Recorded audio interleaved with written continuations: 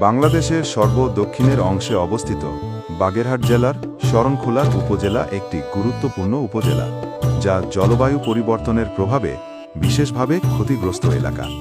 এই উপকূলীয় এলাকায় জাগরণী চক্র ফাউন্ডেশন কর্তৃক নেটস বাংলাদেশের সহযোগিতায় সৃজন প্রকল্পটি 2022 থেকে রূপায়ণ করে আসছে।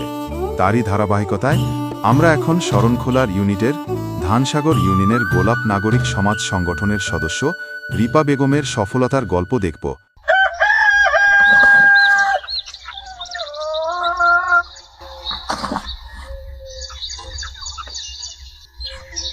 আসসালামু আলাইকুম, আমি রিপা, জাগরণী চক্র ফাউন্ডেশন সৃজন প্রকল্পের গোলাপ দলের একজন সদস্য। 2010 সালে আমার বাবা মারা যায়। তারপরে আমরা হতাশ হয়ে পড়ি। তারপর সৃজন প্রকল্প আমাদের এখানে আসে, একটা নাম নেয় আমাদের, তা দিয়ে 13,500 টাকা দেয় আমাদের। তা দিয়ে মুরগির ব্যবসা শুরু করার পরে আস্তে আস্তে একটা মেশিন কিনতে পারছি, তারপরে একটা গরু, তারপরে হাঁস মুরগি, তার লাভের টাকা দিয়ে তারপরে আমার একটু জমি আছে, তাতে ক্ষেত খামার দেই, কৃষি বাজার দেই, বিনা সারে ফসল ফলাই। আমরা বেশি হাঁস মুরগি 29 ডিম দেয়, তা বিক্রি করি এবং আমরা খাই। আমার সংসারে কোনো পুরুষ মানুষ নেই, আমি আয় করি, তা দিয়ে আমার বৃদ্ধা মা এবং ছোট বোন লেখাপড়া করে। নারীরা কোনো অংশে কম না। আয় আয় তুই যা এখন, তুই আয় আয় আয়।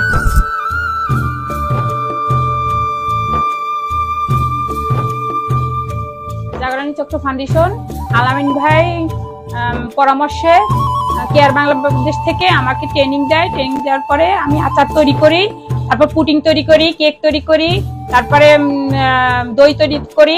এ দিয়ে আমার বাড়তি আরো 2-1 হাজার টাকা ওখান থেকে আসতেছে। জাগরণী চক্র ফাউন্ডেশনের আলামিন ভাই প্রায় আসে, আমাদের অনেক বুদ্ধি বিবেচনা দেয়। ভালো, আমার একবার ফার্মে অনেক টাকা লাভ হয়েছে, তা দিয়া আলামিন ভাইয়ের কাছে জিজ্ঞেস করলাম, ভাই এই টাকা লাভ হয়েছে, কি করা যায়? আলামিন ভাই বলল, জাপা একটা মেশিন কেনেন, মেশিনেও মানুষের আয় হয় অনেক টাকা। তারপরে একটা মেশিন কিনলাম, মেশিন কিনে এখন আমি 2-3 হাজার টাকা আয় করতে পারছি। আমি চাই যে আগে আমরা না খেয়ে 2 বেলা খেতে পারতাম না ভালোভাবে, এখন তবু 2 বেলা 3 বেলা খাচ্ছি। আমি চাই জাগরণী চক্র ফাউন্ডেশন আমাদের মাঝে আরো অনেক দিন থাকুক, কারণ আমার মতো অবহেলিত মানুষ যেন তাদের দ্বারা অনেক উপকারে আসে।